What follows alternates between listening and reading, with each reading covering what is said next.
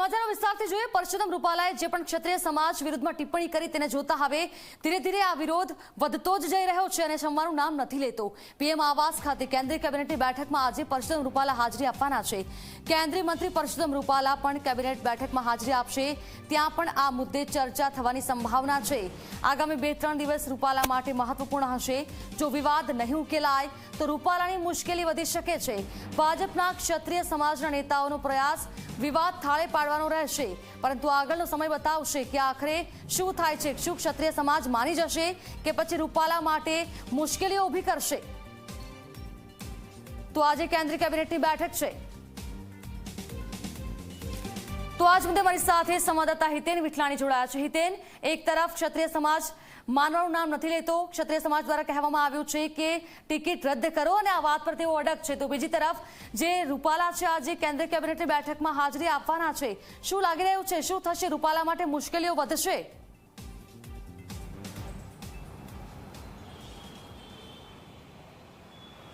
નિશ્ચિત તौर पर જુઓ, ક્યાંક ને ક્યાંક ભારતીય જનતા પાર્ટીએ ગઈકાલે જે પ્રયાસ શરૂ કર્યા હતા તે લગભગ 12 દિવસ પહેલાં જ્યારે વિવાદની શરૂઆત થઈ હતી તે દરમિયાન જ આ પ્રયાસ જે છે તે શરૂ કરવાની જરૂરત હતી, પણ દેર આયે દુરુસ્ત આયે આ કહાવતની સાથે ક્યાંક ને ક્યાંક ભારતીય જનતા પાર્ટીએ ક્ષત્રિય સમાજને સમજાવવાનો એક પ્રયાસ જે છે તે શરૂ કર્યો છે। ગઈકાલે સી આર પાટીલની અધ્યક્ષતામાં બેઠક, ત્યારબાદ સી આર પાટીલનું નિવેદન કે આજે લગભગ 90 જેટલી સંસ્થાઓ સાથે ભારતીય જનતા પાર્ટીના ક્ષત્રિય સમાજના આગેવાનો જે છે તે બેઠક કરીને તેમને સમજાવવાનો પ્રયાસ કરશે। પણ આ તમામ વિવાદોની વચ્ચે રૂપાલા ગઈકાલે રાત્રે દિલ્હી જવા માટે રવાના થઈ ચૂક્યા હતા। આજની કેબિનેટ બેઠકમાં હાજરી આપશે। નિશ્ચિત તौर પર કેબિનેટની બેઠક પૂર્ણ થયા બાદ હોઈ શકે છે કે રાષ્ટ્રીય નેતૃત્વ સાથે, એટલે કે પ્રધાનમંત્રી નરેન્દ્ર મોદી, ગૃહમંત્રી અમિત શાહ અને જેપી નડ્ડા સાથે તેમની એક અલગથી બેઠક યોજાય, તેમને બોલાવવામાં આવે। સમગ્ર વિવાદ મામલે શું હકીકત છે, શું રાજનીતિ છે, કોણ આની પાછળ છે, શું પાર્ટીની અંદરના વિરોધીઓ જ છે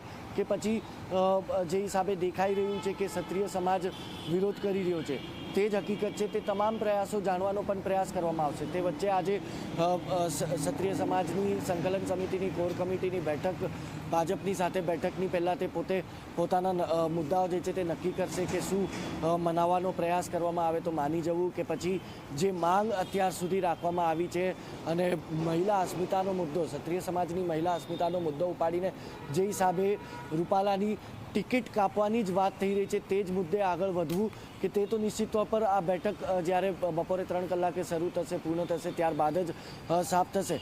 પણ આ વિવાદ જે છે તે હવે માત્ર ગુજરાત પૂરતો રહ્યો નથી। ગુજરાતમાં ગામડે ગામડે ભારતીય જનતા પાર્ટીને પ્રવેશબંધી જે છે તે જોવા મળી રહી છે। જ્યાં જ્યાં ક્ષત્રિય સમાજનું ગામ છે ત્યાં ભારતીય જનતા પાર્ટીને પ્રવેશ નથી મળી રહ્યો। તેના સિવાય વાત કરીએ રાજસ્થાનમાં આ મુદ્દો જે છે તે ગરમાયો હતો।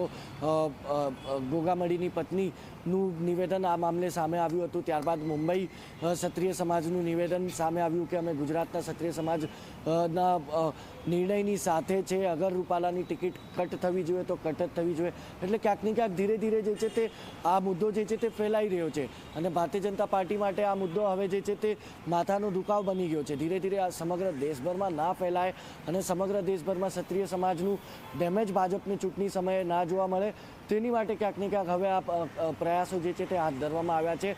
હાલાકી સૂત્રો સાફ કહી રહ્યા છે કે અગર આજના પ્રયાસો પણ નિષ્ફળ રહેશે તો નિશ્ચિત તौर પર રાજ્યનું મોવડી મંડળ ફેલ થતાં હવે કેન્દ્રીય મોવડી મંડળ જે છે તે ક્યાંક ને ક્યાંક એક નિર્ણય પર આવશે કે શું આગળ શું કરવું, કેવી રીતે ડેમેજ કંટ્રોલ કરવો, શું દેશભરના ક્ષત્રિય સમાજના આગેવાનોને બોલાવીને બેઠક કરવી કે પછી જે હિસાબે તેમની માંગ છે તે માંગની સામે ઝૂકી જવું અને રૂપાલાની ટિકિટ જે છે તે કાપવી, રૂપાલાની જગ્યાએ રાજકોટથી બીજા કોઈને લડાવવું, તે તો આવનારો સમય જ બતાવશે। પણ નિશ્ચિત તौर પર આજથી લઈને 5-6 તારીખ સુધીનો જે સમય રહેશે, આ સમય પરસોત્તમ રૂપાલા માટે પણ મહત્વપૂર્ણ રહેશે, તેમની રાજકીય કારકિર્દી માટે પણ મહત્વપૂર્ણ રહેશે અને જે વિવાદ તેમની સાથે સંકળાયેલો છે તે વિવાદને લઈને પણ આ મહત્વપૂર્ણ 3 દિવસો જે છે તે રહેશે। કારણ કે આ 3 દિવસની અંદર જ ભાજપનો શું નિર્ણય હશે અને ક્ષત્રિય સમાજનો શું નિર્ણય હશે તે તમામ ચીજો જે છે તે સાફ સાફ આપણને દેખાતું નજરે ચડી જશે। ધરા બિલકુલ હિતેન, આભાર આપનો તમામ જાણકારી માટે।